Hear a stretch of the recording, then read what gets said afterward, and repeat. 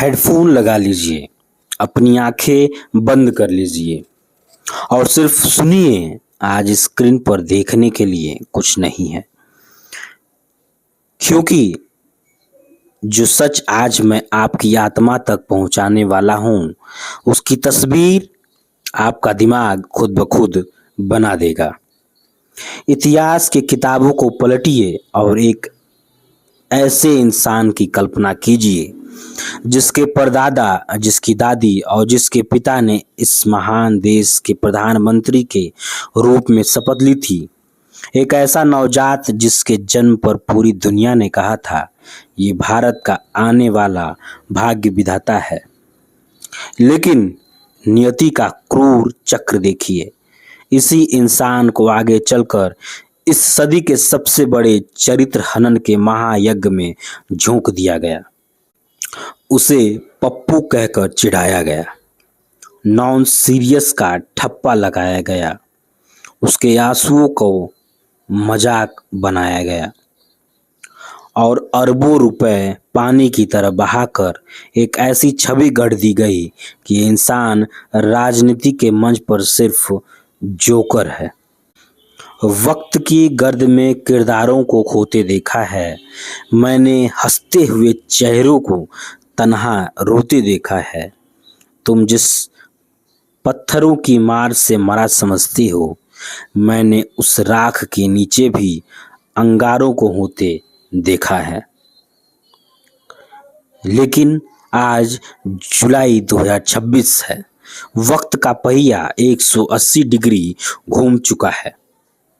जुलाई 2026 के इस तपते और उबलते हुए महीने में वही इंसान आज संसद में नेता प्रतिपक्ष की कुर्सी पर बैठकर सरकार की चूलें हिला रहा है।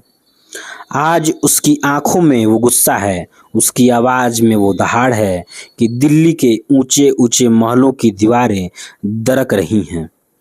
आज मोदी सरकार के सामने अपने इतिहास का सबसे बड़ा संकट खड़ा है। आखिर शून्य से लेकर 2026 के इस आक्रामक रूप तक क्या है राहुल गांधी की असली कहानी। आज एक इंसान के भीतर छिपे उस दर्द, संघर्ष और प्रतिशोध की गाथा को सुनिए जो आपके दिल की गहराइयों को चीरता हुआ निकल जाएगा। तारीख थी 19 जून 1970। दिल्ली का लुटियंस जोन। राजीव और सोनिया गांधी के घर एक लड़के का जन्म हुआ। नाम रखा गया राहुल गांधी। इस बच्चे की तकदीर में दुनिया की हर सुख सुविधा थी, लेकिन वो बचपन नहीं लिखा था जो एक आम बच्चे का होता है। शुरुआती पढ़ाई दिल्ली के सेंट कोलंबा और फिर दून स्कूल में हुई। सब कुछ ठीक था, लेकिन फिर नियति ने अपना पहला खूनी पत्ता खेला। जब राहुल सिर्फ 14 साल के थे, जिस उम्र में बच्चे गलियों में बेफिक्र होकर दौड़ते हैं, उस उम्र में इस लड़के ने अपनी सगी दादी आयरन लेडी इंदिरा गांधी के शरीर को अपनों की ही गोलियों से छलनी होते देखा। वो दादी जो सुबह उसे चूमकर जगाती थी, शाम को उसकी लाश के टुकड़ों के सामने यह 14 साल का बच्चा बेबस खड़ा था। खौफ का ऐसा साया मंडराया कि राहुल और उनकी बहन प्रियंका का स्कूल जाना हमेशा के लिए छीन लिया गया। सुरक्षा के नाम पर वे अपने ही घर के बंद कमरों में कैदी बन गए। बाहर बंदूकधारी पहरेदार थे और अंदर सिर्फ सन्नाटा। वक्त बीत रहा था, घाव अभी भरे भी नहीं थे। साल 1991 की वो काली रात आई। राहुल अभी सिर्फ 21 साल के थे जब तमिलनाडु की धरती पर एक आत्मघाती धमाके में उनके पिता राजीव गांधी के चिथड़े उड़ा दिए गए। जरा अपनी रूह से पूछ कर देखिए, जिस लड़के के सिर से उसकी दादी और उसके पिता को इतनी बेरहमी से छीन लिया गया हो, क्या वो सत्ता की भूख पालेगा? खौफ का ये आलम ये था कि उन्हें अपनी पढ़ाई पूरी करने के लिए विदेशों में भटकना पड़ा। हार्वर्ड और कैम्ब्रिज के ट्रिनिटी कॉलेज में जब उन्होंने पढ़ाई की तो अपनी जान बचाने के लिए उन्हें अपना नाम तक बदलना पड़ा। वो राहुल गांधी नहीं बल्कि राउल विंसी बनकर अपनी पहचान छुपा कर जिए। घर की दहलीज पर लहू का वो मंजर देखा है। मैंने बचपन में ही अपनों के हाथों में खंजर देखा है। तुम क्या सिखाओगे मुझे महलों की हिफाजत करना? मैंने तो भरी जवानी में उजड़ता हुआ अपना घर देखा है। साल 2004 कांग्रेस का जहाज डूब रहा था और परिवार की विरासत को बचाने के लिए राहुल गांधी को मजबूरी में राजनीति के इस दलदल में उतरना पड़ा। वे अमेठी से चुनाव जीते। 2009 में जब मनमोहन सिंह दोबारा प्रधानमंत्री बने तो उन्होंने राहुल के सामने कैबिनेट मंत्री बनने की थाली परोसी। खुद सोनिया गांधी चाहती थीं कि राहुल सरकार का हिस्सा बने, लेकिन यहाँ राहुल ने अपने जीवन की सबसे बड़ी राजनीतिक भूल की। उन्होंने सत्ता के अनुभव को ठुकराकर संगठन की भूल भुलैया को चुन लिया। राजनीति के चाणक्य कहते हैं, अगर राहुल उस वक्त सरकार का हिस्सा बनते, फाइलें संभालते, नीतियां बनाते तो उनके पास प्रशासनिक अनुभव की वो ढाल होती जिसे विपक्ष कभी तोड़ नहीं पाता। और इसी अनुभवहीनता और ज़रूरत से ज़्यादा आदर्शवाद का नतीजा था साल 2013 का वो कुख्यात प्रेस कॉन्फ्रेंस, जब राहुल ने सरेआम अपनी ही सरकार का एक अध्यादेश ऑर्डिनेंस को बकवास कहकर मीडिया के सामने फाड़ दिया। राहुल का इरादा भ्रष्टाचार के खिलाफ ईमानदारी का था, लेकिन राजनीति की बिसात पर एक बचकाने कदम ने खुद प्रधानमंत्री मनमोहन सिंह के सम्मान को तार-तार कर दिया और कांग्रेस सरकार को लकवाग्रस्त दिखा दिया गया। यहीं से विपक्ष को समझ में आ गया कि शेर को पिंजरे में कैद कैसे करना है। 2004 का दौर आया, देश में सोशल मीडिया का बवंडर उठा और इसी बवंडर के साथ शुरू हुआ आधुनिक इतिहास का सबसे क्रूर और सुनियोजित डिजिटल हमला। सैकड़ों करोड़ रुपए पानी की तरह बहाए गए। हजारों की संख्या में आईटी सेल के कीबोर्ड वॉरियर्स रात दिन एक ही काम में जुट गए, राहुल गांधी को एक मंदबुद्धि यानी पप्पू साबित करना।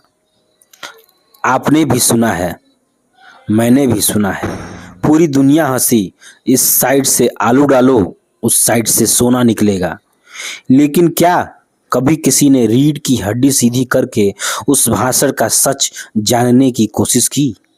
राहुल गांधी दरअसल प्रधानमंत्री नरेंद्र मोदी पर कटाक्ष कर रहे थे कि मोदी जी किसानों से ऐसे झूठे वादे करते हैं मानो कोई ऐसी मशीन लगा देंगे जहां एक तरफ से आलू डालो और दूसरी तरफ से सोना निकलेगा। लेकिन उस वीडियो को इतनी शातिरता से काटा गया, क्लिप बनाया गया, मानो यह मूर्खतापूर्ण वादा खुद राहुल गांधी कर रहे हैं। संसद में आंख मारने का विवाद हो या गले मिलने का वाकया, राहुल गांधी को ऐसे चक्रव्यूह में फंसा दिया गया जहां वो जो भी बोलते उससे मीम बना दिया जाता। इस संगठित ट्रोल तंत्र ने उनकी डिग्री, उनकी बुद्धिमत्ता और उनकी संजीदगी पर ऐसा कालिख पोता कि जनता उन्हें पूरी तरह खारिज कर दिया। नतीजा 2014 और 2019 में कांग्रेस मटियामेट हो गई और राहुल खुद अपनी पुश्तैनी सीट अमेठी तक हार गए। विपत्ति जब आती है तो चारों तरफ से घेरती है। नेशनल हेराल्ड केस में ईडी के दफ्तरों के चक्कर घंटों की अपमानजनक पूछताछ और फिर 2019 के एक चुनावी भाषण में मोदी सरनेम पर दिया गया एक बयान उनके गले की फांस बन गया। साल 2023 में गुजरात की एक अदालत ने उन्हें मानहानि के मामले में 2 साल की अधिकतम सजा सुना दी। कानून की एक हथौड़ी चली और एक झटके में उनकी संसद सदस्यता छीन ली गई। वो 12 तुगलक लेन का सरकारी बंगला जहां वो सालों से रह रहे थे, उन्हें सामान समेटकर बाहर कर दिया गया। जरा सोचिए, जिस इंसान के परदादा दादी और पिता के नाम पर इस देश के शहरों, सड़कों और हवाई अड्डों के नाम हैं, वो शख्स एक झटके में सड़क पर आ गया, बेघर हो गया। लुटियन दिल्ली के उस सुने रास्ते पर जब राहुल गांधी अपनी मां का हाथ थामे अपना सूटकेस लेकर निकल रहे थे, तो पूरी दुनिया के अखबारों ने लिख दिया, गांधी परिवार का सूरज हमेशा के लिए अस्त हो चुका है। राहुल गांधी का राजनीतिक करियर खत्म। बर्बादियों का जश्न मनाओ कि अब कोई सहारा नहीं। बर्बादियों का जश्न मनाओ कि अब कोई सहारा नहीं। कह दो इस समंदर से कि अब हमारा कोई किनारा नहीं। मिटा सको तो मिटा दो मेरा नाम ओ निशान, मगर ये याद रखना, ये टूट सकता है मगर हारा नहीं। लेकिन दुनिया भूल गई कि सोना जितना तपता है उतना ही कुंदन बनता है। जब खोने के लिए कुछ न बचे तो इंसान अपराजय हो जाता है। सितंबर 2022, कन्याकुमारी का विशाल समंदर। राहुल गांधी ने एक ऐसा फैसला लिया जिसने भारतीय राजनीति के इतिहास और भूगोल दोनों बदल दिया। भारत जोड़ो यात्रा। कन्याकुमारी से कश्मीर की बर्फीली वादियों तक 4000 किलोमीटर की वो ऐतिहासिक पैदल यात्रा। कोई बुलेट प्रूफ गाड़ी नहीं, कोई वीआईपी तामझाम नहीं, सिर्फ एक साधारण सफ़ेद टी शर्ट और पैरों में खून से सने छाले। कड़कड़ाती धूप में बदन झुलसा, मूसलाधार बारिश में भीगे और कश्मीर की हाड़ कपा देने वाली ठंड में भी वो शख्स सिर्फ एक टी शर्ट पर चलता रहा। पैरों के छाले गवाही देंगे मेरी इस जद की। पैरों के छाले गवाही देंगे मेरे इस जद की।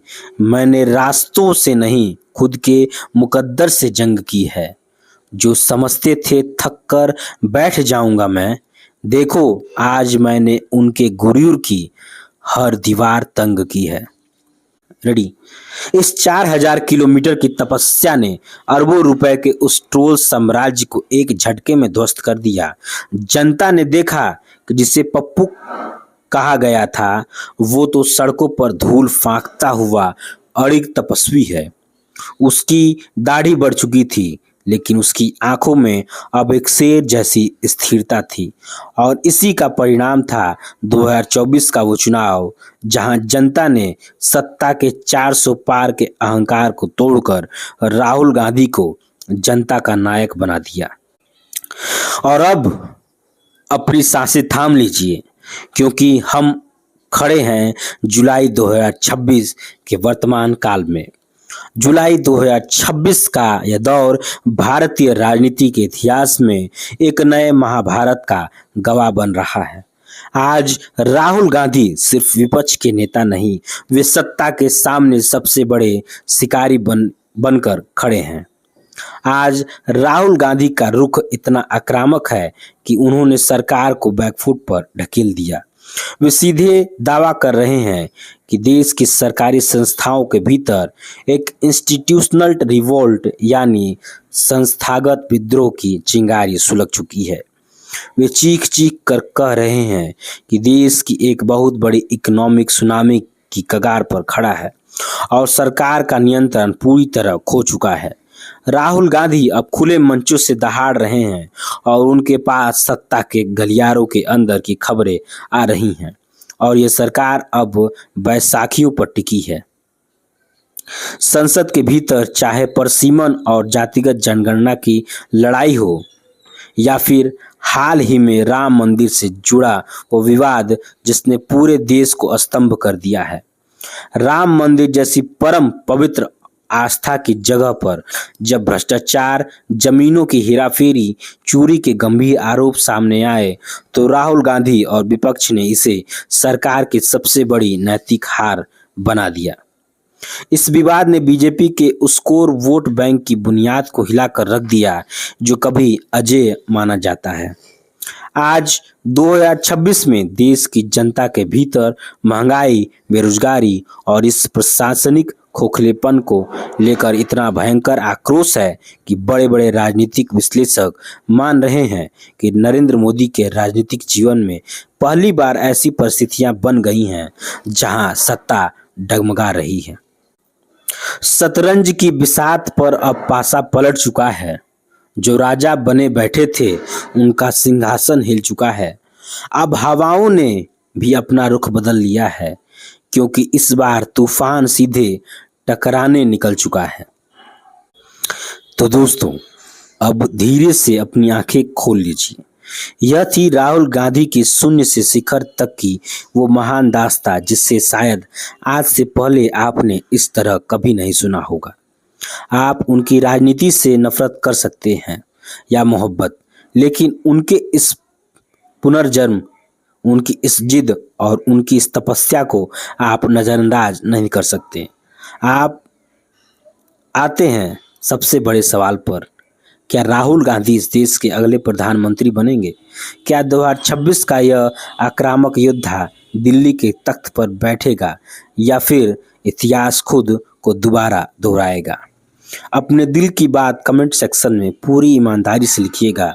अगर बिना अपना चेहरा दिखाए सिर्फ मेरी इस आवाज़ और इन अल्फाजों के दम पर मैं राहुल गांधी का ये सच आपके दिल की गहराइयों तक उतार पाया हूँ तो चैनल को अभी सब्सक्राइब करें और अपने दोस्तों तक शेयर करें।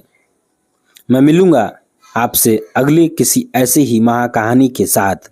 तब तक के लिए धन्यवाद। जय हिंद, जय भारत।